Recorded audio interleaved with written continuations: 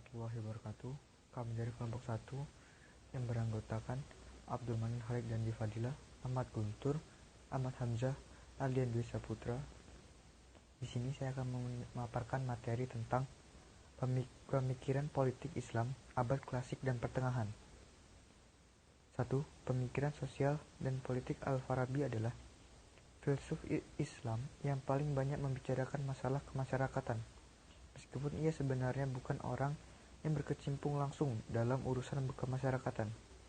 Ia menyatakan bahwa manusia adalah makhluk sosial yang menyatakan kecenderungan alami untuk bermasyarakat, karena ia tidak mampu memenuhi kebutuhan sendiri tanpa bantuan pihak lain. Adapun tujuan hidup bermasyarakat tidaklah semata-mata untuk memenuhi kebutuhan hidup, tetapi juga untuk menghasilkan kelengkapan hidup yang akan memberikan kepada manusia kebahagiaan tidak saja material, tetapi juga spiritual, tidak saja di dunia ini, tetapi juga di akhirat nanti. Kedua, pemikiran politik Al-Mawardi. Menurut Al-Mawardi, imamah dilembagakan untuk menggantikan kenabian dalam rangka melindungi agama dan mengatur kehidupan dunia. Pelembagaan imamah menurutnya adalah fardu kifayah berdasarkan ijma ulama. Pandangan didasarkan pula pada realita sejarah al-Khulafa al-Rasyidin dan khalifah-khalifah sesudah mereka, baik dari Bani Umayyah maupun Bani Abbas, yang merupakan lambang kesatuan politik umat Islam. Pandangannya juga jalan dengan kaidah usul yang menyatakan bahwa yatimu al-wajib illa bihi fahuwa wajib.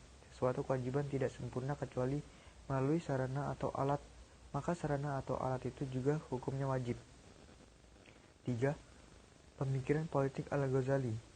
Al-Ghazali sependapat dengan Al-Mawardi. Pemikiran Al-Ghazali tentang hal ini dapat dilihat dalam karyanya Al-Ijtihad fi Al-I'tiqad atau sikap lurus dalam i'tiqad.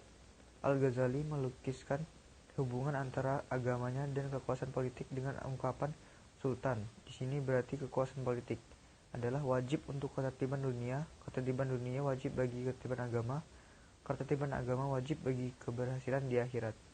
Inilah tujuan sebenarnya para rasul. Jadi wajib adanya imam merupakan kewajiban agama dan tidak ada jalan untuk meninggalkannya.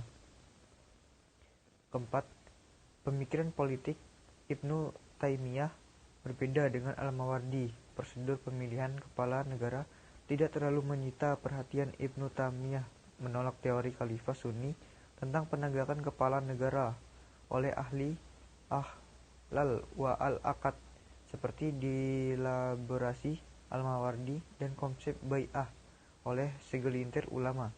Ia bahkan menolak keberatan al-ahl al-aqad. Perdagangan sejalan pula dengan penolakan terhadap praktik politik yang terjadi pada Bani Abbas.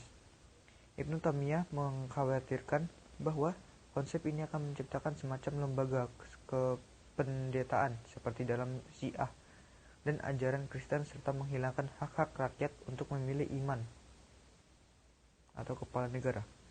Terakhir, yang kelima, pemikiran Ibnu Khaldun tentang negara di antara ulama pemikir politik klasik dan pertengahan. Ibnu Khaldun dapat dikatakan sebagai tokoh yang paling banyak berkecimpung di dunia politik praktis ini. Merupakan salah satu kelebihan Ibnu Khaldun dibandingkan dengan ulama-ulama sebelumnya. Kekuatan gagasan-gagasan kenegaraan Ibnu Khaldun sebagaimana terlihat nanti terletak pada teorinya yang mengakar pada teori-teori yang mengakar pada realitas politik praktis. Sekian materi dari kelompok kami. Kami ucapkan terima kasih. Wassalamualaikum warahmatullahi wabarakatuh.